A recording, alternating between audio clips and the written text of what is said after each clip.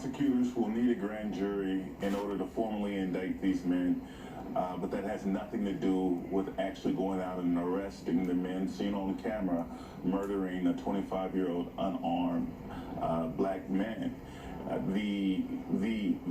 The prosecutors actually have the option, if they so chose to directly indict and skip the entire grand jury process. It's something that happens all the time in our legal system, and this would certainly be an appropriate moment as well. Lee, a letter from the Waycross District Attorney, who eventually recused himself from the case, by the way, outlines why he says no arrests were made in this case so far. He argues that under Georgia law, the shooters were acting legally.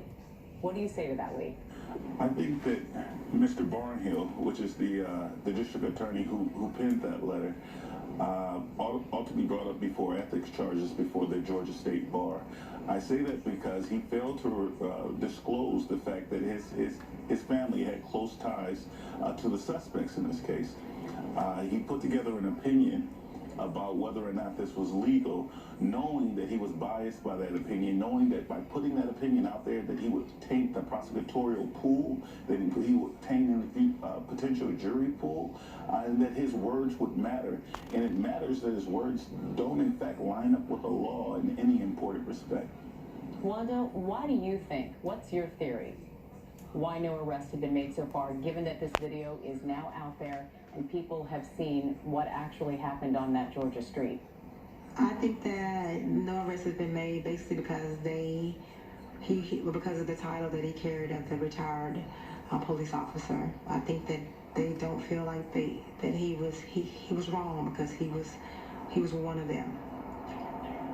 And Wanda, I know that it's important to you and it's important to know more about the story, to know about your son, who he was, what kind of man he was. And I know his birthday is this Friday, May 8th. He would be 26 years old. Tell us about Ahmaud. Ahmaud